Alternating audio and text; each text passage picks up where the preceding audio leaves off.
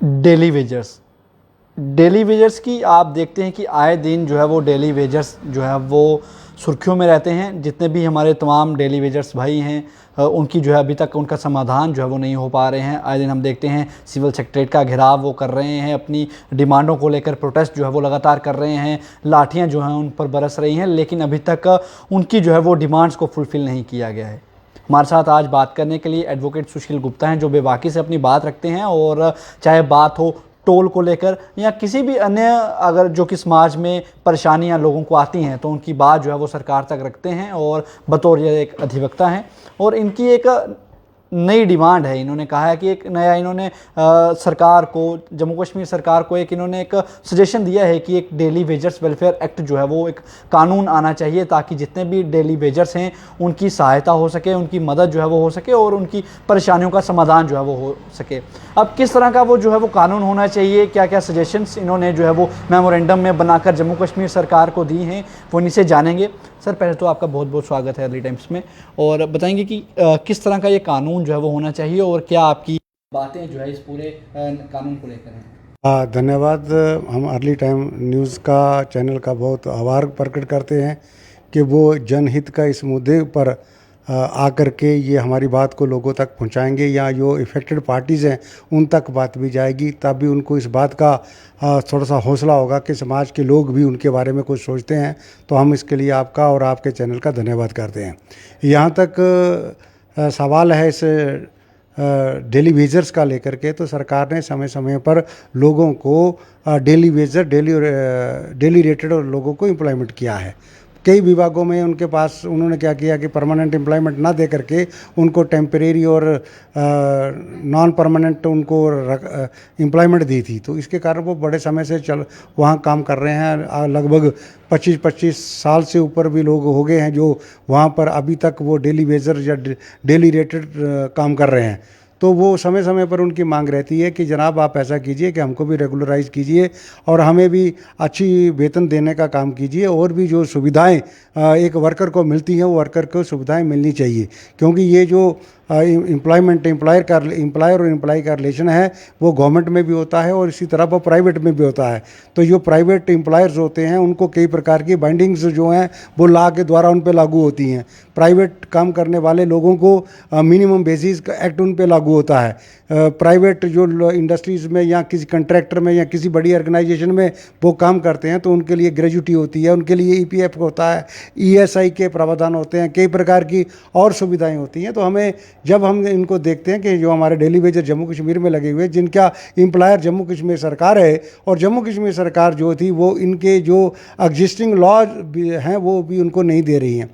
Example के तौर पे हम बताते हैं कि अक्टूबर 2023 में जम्मू कश्मीर की सरकार ने एक अध्यादेश लाई। उसने कहा कि मिनिमम बेसिस लोगों को क्या दी जाएंगी।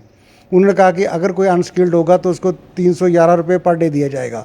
इसी तरीके से उन्होंने स्किल्ड की बात की, सेमी स्किल्ड की बात की, फिर उन्होंने स्किल्ड की बात की, फिर उन्होंने हाई स्किल्ड की बात की। जो हाई स्किल्ड होंगे वो 552 रुपये उनको पर डे के मिलेंगे।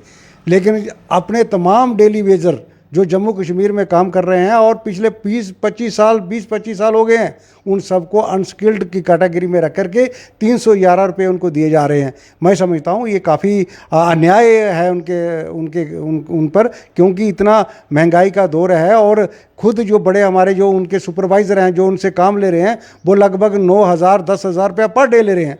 तो उनको 311 रुपये देने का वो काम कर रहे हैं। तो हमारी ये पहले मांग रहेगी कि उनको हाईली स्किल्ड माना जाए और 552 रुपये जो आपने निर्धारित की है उनको मिलने चाहिए। सर, अक्सर हमने देखा कि काफ़ी लंबे समय से उनकी डिमांड है हमें रेगुलराइजेशन जो है वो दी जानी चाहिए, और कई लंबा अरसा जो है उनकी डिमांड जो है फुलफिल नहीं हो पाई है। कई डेली वेजर्स हमारे भाई ऐसे हैं जिनकी मौतें हो गई हैं, जिनकी उम्र हो गई है, जो रिटायर हो गए हैं। काफ़ी ज़्यादा दिक्कतों का सामना उनको करना पड़ रहा है। अभी एडमिशन्स जो है वो शुरू हो चुकी हैं, बच्चों की एडमिशन्स करवानी है, घर परिवार चलाना काफ़ी ज़्यादा मुश्किल हो रहा है। लेकिन जम्मू कश्मीर सरकार जो है वो अभी तक उनको पक्का नहीं कर पाई है। हम देख रहे हैं कि लगातार जम्मू में हाई लेवल पे जो है वो प्रोटेस्ट हो रहे हैं, लाठीचार्ज जो है उन पर किया जा रहा है। छोटी सी डिमांड है कि हमें पक्का कर दिया जाए, काफ़ी लंबे समय से जो है वो हम कच्चे चल रहे हैं, हमें परमानेंट किया जाए, हमारे वेतन जो है वो बढ़ाए लगाए जाएं और ताकि हम भी अपना घर परिवार चला सकें। कोई बड़ी डिमांड तो है नहीं है, फिर भी लाठी चार्ज करना, हल्ला जो है वो देखने को मिल रहा है। क्या समझते हैं एक छोटी सी डिमांड को फुलफ़िल करने में क्या जो है उनको मुश्किल सरकार को आ रही है? देखिए, सरकार रेगुलराइज की तो उनकी पुरानी मांग है, वो मांग आगे भी चलती रहेगी और रेगुलराइज उनको करना चाहिए। ऐसा कई हाई कोर्ट जम्मू कश्मीर ने भी कहा है और गवर्नमेंट जो हमारा अपेक्स कोर्ट है उसने भी कहा हुआ है। लेकिन ये सवाल इस बात का है कि जब तक आप इसको रेगुलराइज नहीं कर सकते हो तब तक उनके जो एग्जिस्टिंग लॉ थे वो उन एग्जिस्टिंग लॉ के साथ उनको जोड़ करके उनका वेलफेयर तो आप कर सकते हैं। जैसे आपने कहा कि कुछ लोग रिटायर होके जा रहे हैं, रिटायर इनकी कोई सर्विस बुक नहीं है, कोई इनके डाटा इनके पास नहीं था। 2019 ड्यूटी बनने के बाद इन्होंने जितने भी इनके पास डेली रेटर थे उनको कंप्यूटराइज किया है, उनकी आधार कार्ड लेके डेली बेस उनकी डेथ उनकी जो डेट ऑफ बर्थ है उसको कंप्यूटराइज किया है। हर महीने निकाल लेते हैं कि किन लोगों की उम्र 60 साल होने वाली है, उनको फ़ोन के माध्यम से सूचित कर देते हैं कि आप कल से मत आइए, आपकी जो एज जो है वो 60 साल हो गई है। कोई रिटायरमेंट का कोई ऑर्डर नहीं होता है, रिटायरमेंट का एक प्रोसीजर होता है, वो ऐसा कोई प्रोसीजर फॉलो नहीं होता क्योंकि इनके पास रेगुलर एम्प्लॉयमेंट नहीं है। तो हम इसके अगर रेगुलर एम्प्लॉयमेंट नहीं है तो जो एग्जिस्टिंग लॉ लेबर वेलफेयर के हैं वो सारे लॉ इनको मिलने चाहिए थे, इनको ग्रेजुटी मिलनी चाहिए थी जी। इनको जितने भी प्राइवेट सेक्टर के अनऑर्गेनाइज सेक्टर होता है या प्राइवेट सेक्टर होता है उन सेक्टरों के अंदर उनके लिए वेलफेयर के कई प्रकार के नियम और कानून बने हुए हैं, वो कानून भी इनको एक्सटेंड किए जाने चाहिए थे। इनको जैसे मैंने मिनिमम वेजेस की बात करी थी, इनको ये जो इनका ग्रेजुटी एक्ट है 1972 वाला वो इन पे लागू होता था। उसमें क्या होता है कि एम्प्लॉयर के पास आप लंबे समय तक काम करते हैं तो एम्प्लॉयर उनकी जो सैलरी होती है उसको आधार मान करके उनको रिटायरमेंट के ऊपर उनको ग्रेजुटी दी जाती है। सर, इस जो नया कानून जिसकी आप बात कर रहे हैं, एक डेली वेजर्स वेलफेयर एक्ट जो है वो आना चाहिए, इसको लेकर आप तमाम जितने भी हमारे चुनिंदा नुमाइंदे हैं उनसे मिले हैं, एमएलएस को आपने ज्ञापन सौंपा है, तो क्या क्या आपने ज्ञापन में वो बातें रखी हैं और किस तरह से, जिस तरह से आपने सजेशन भी दिया है कि इस तरह का एक्ट जो है वो आना चाहिए, तो क्या क्या उसमें सारी बातें हैं? आप देखिए, ये हमने उनको यही कहा है कि जो एग्जिस्टिंग लॉ थे उनको भी एक्ट के माध्यम से उन सभी लोगों पे लागू कीजिए। जो एक्ट होता है वो बाइंडिंग होती है और वो एक्ट जो होता है वो वेलफेयर कर पाएगा, हमारे तमाम डेली वेजर एम्प्लॉय को वेलफेयर कर पाएगा। इसलिए हमने एक ड्राफ्ट एक्ट भी उनको दिया था। ड्राफ्ट एक्ट में हमने उनको पूरी तरह डिटेल्स जो है उनको उनके सामने रखी थी और उसमें यही कहा था कि ये तमाम जो भी एग्जिस्टिंग लॉज हैं वो उनके पर लागू कीजिए, इनकी सोशल सिक्योरिटी का इंतजाम कीजिए, इनके एक्सीडेंट इंश्योरेंस कीजिए, इनके हेल्थ के इंश्योरेंस कीजिए, इनके बच्चों को एजुकेशन असिस्टेंस दीजिए, इनको आप डीए दे सकते हैं, इनको आप बेसिक सैलरी दे सकते हैं, इन और तमाम प्रकार के वेलफेयर किए जा सकते हैं। इसलिए हम एक्ट की ये मांग कर रहे हैं कि ये जो एक्ट जो असेंबली एक्ट पास करे जिसका नाम Jammu Kashmir daily Vaser employees welfare act होना चाहिए और इसमें तमाम प्रकार के एग्जिस्टिंग लॉ को लिंक करके इन लोगों की में जीवन में भी कोई सुविधा और सुधार आना चाहिए। इस बात को लेकर के हमने जितने भी हमारे एमएलएज हैं जो खास करके जो कठुआ जिला के हैं उन सभी लोगों से हमने बात कर ली है, उनको हमने विज्ञापन सौंपा है और ड्राफ्ट की कॉपी भी दी है। जब हमने उनसे बात की है, डिटेल्स डिस्कशंस की हैं, तो मुझे लगता है कि वो सारे हर आदमी को ये लग रहा था कि इनके साथ बेइंसाफ़ी हो रही है। हाँ, हम सबको मिलकर के एक प्रयास करना चाहिए और इस प्रकार का एक्ट बना करके और जितने भी यहाँ पर एग्जिस्टिंग कानून हैं वो उनके साथ उनको लिंक करके इनको कई इंश्योरेंस है। हम देखते हैं कि जो जितने भी एम्प्लॉइज़ होते हैं या जिसके पास भी सेविंग अकाउंट होता है, सेविंग अकाउंट वाला 40 रुपये का इंश्योरेंस लेता है। अगर उसकी कोई दुर्घटना से मृत्यु हो जाती है तो सेविंग अकाउंट वाले को भी 2 लाख रुपए का इंश्योरेंस मिल जाता है। इसी प्रकार से अगर वो 1 रुपया पर डे या 440 रुपये वो साल का वो प्रीमियम पे करता है तो उसकी नेचुरल डेथ हो जाए तब भी उसको इंश्योरेंस मिलता है। तो इस प्रकार के इनको इंश्योरेंस के कवरों में जो भी एग्जिस्टिंग पॉलिसीज़ हैं गवर्नमेंट भारत सरकार की, जम्मू कश्मीर सरकार की, वो एप्लीकेबल इनके मामले में होनी चाहिए और इनको एक गारंटी मिलनी चाहिए। गारंटी जो है वो एक्ट के माध्यम से मिलेगी। या आज दिन तक जितने भी इन्होंने काम किए हैं उसमें से इन्होंने अधिकांश एसआरओ वगैरह निकाल करके ऐसी पॉलिसीज़ बना करके इनको चलाने का काम किया है। तो हम यही मांग करेंगे कि इनके लिए एक्ट बनना चाहिए। एक्ट से इनको गारंटी रहती जाती है और एक्ट से इनको पता चलता है। कई और स्कीमें भी देश में और प्रदेश हमारे यूटी में चल रही हैं। जैसे हमारे ये वाले एसपीयूज होते हैं, उनको उनकी वो कुछ पीरियड के बाद उनकी सैलरियाँ बढ़ने की बात आ जाती है। इसी प्रकार से अग्निवीर वाले हैं, अग्निवीर की भी योजना है, अग्निवीर को भी पता है कितने साल नौकरी करनी है, कितने पैसे उनको मिलने हैं। इसी प्रकार से इनका जो अंधकार जो इनका इन पे छाया हुआ है उसको दूर करना चाहिए, और दूर करने के लिए हम इनसे लगातार मांग कर रहे हैं कि आप एक एक्ट बनाइए और एक्ट के माध्यम से इन लोगों का वेलफेयर के लिए काम कीजिए।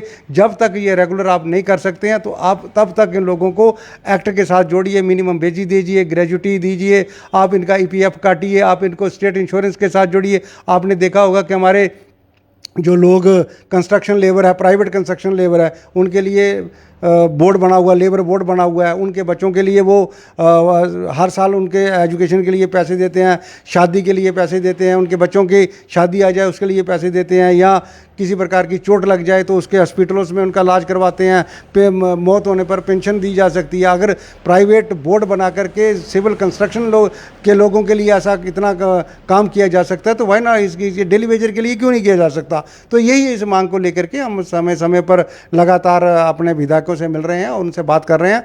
असेंबली कल परसों लगने वाली है, हम मुख्यमंत्री तक भी जाएंगे, हम जो कमेटी इन्होंने कॉन्स्टिट्यूट किया हम उनके तक भी पहुंच करेंगे, और ये सारे कागज़ जो हमें फील हो रहा है वो उनसे अवगत करवाएंगे और सारी डिटेल्स उनको देंगे। और मुझे लगता है कि आम राय बनेगी, और जिससे अगर कोई कानून बनता है और इन लोगों को सुविधा मिलती है इनको कितना फ़ायदा होगा अगर ये कानून बनता है, ये एक्ट बनता है, तो डेली वेयर्स को कितना फ़ायदा जो है वो होगा? मैं पहले ही कहता हूँ, अगर इनको हाईली स्किल्ड इनको लेबर मान लिया जाएगा तो 552 रुपये इनको पर डे देना पड़ेंगे। जो 9,000 लेते हैं, जो 16,800 या 700 रुपया इनका बन जाएगा पहले दौर पे। फिर इनके जो रिटायर हो चुके हैं, जितनी इन्होंने सर्विस की है गवर्नमेंट के लॉ के मुताबिक इनको ग्रेजुटी भी इनको दे देनी चाहिए। इसी प्रकार से आगे से इनका फंड्स काट करके, इनका ईपीएफ एम्प्लॉय फंड काट करके उसमें इनकी डिडक्शन होगी, कुछ गवर्नमेंट डालेगी और ईपीएफ वालों के पास वो जमा होगा, उस पर इंटरेस्ट मिलेंगे, और जब ये लोग रिटायर होकर जाएंगे तो भी एक अमाउंट उनको मिल जाएगा। इंश्योरेंस स्टेट इंश्योरेंस है, उसके साथ इनको अगर हम लिंक करते हैं तो इससे वो अगर कोई इनको बीमार हो जाते हैं, कोई प्रकार की दुर्घटना हो जाती है, तो ईएसआई के जो लॉ प्राइवेट सेक्टर में है वो इनके ऊपर एक्सटेंड हो जाएंगे। इसी प्रकार के जो प्रधानमंत्री श्रम पेंशन योजना है उनके साथ इनको लिंक कीजिए। जितने भी और भी जो बेनिफिशियल प्रोग्राम्स है भारत सरकार के, उनमें इनको लगाइए, इनको मकान दीजिए। आप सबको घर बनाने की बात कर रहे हैं तो उसके साथ इनको जोड़ा जा सकता है, इनको राशन के साथ इनको जोड़ा जा सकता है। बहुत सी स्कीमें भारत सरकार की हैं, वो स्कीमों के साथ इनको जोड़ करके इन गरीब लोगों का भला किया जा सकता है। हम तो फिलहाल इनको यही कह रहे हैं कि आप एक कानून बना लीजिए जिसको उस कानून के माध्यम से गारंटी रहेगी, और वो गारंटी जो है काफ़ी समय तक इन लोगों को राहत देती रहेगी, और समय समय पर सरकार उसमें बढ़ोतरी करती रहेगी। सरकार को भी पता होगा कि हमने इस प्रकार की एक गारंटी या इस प्रकार का एक्ट बनाया हुआ है और उसका पालन करना पड़ेगा। तो इसी बात को लेकर के हम लगातार अपने जो भी हमारे लेजिस्लेटर हैं वो लेजिस्लेटिव असेंबली में इसको पास करें, लॉ डिपार्टमेंट में ले जाएं, इसको वेरीफाई करें और इन लोगों के राहत के लिए काम करें।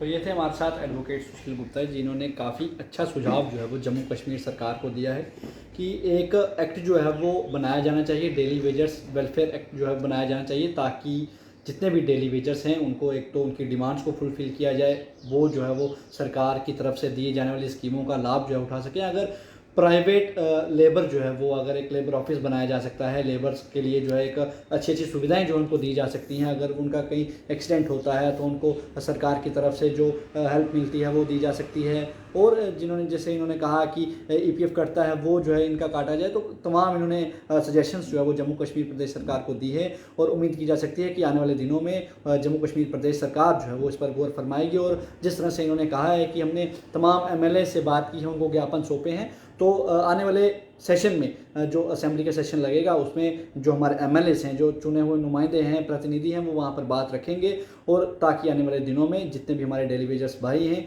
उनकी उम्मीदें जो है वो ख़त्म हो, जल्द से जल्द उनको जो है वो निजात मिले, रेगुलर हों, और खुशी अच्छी तरह से जो है वो अपने घर परिवार चला सकें, परमानेंट हों, और जितनी भी उनको डिमांड्स हैं उनकी वो जल्द से जल्द फुलफ़िल हो सके। Siddharth Sharma, early times, Kathua.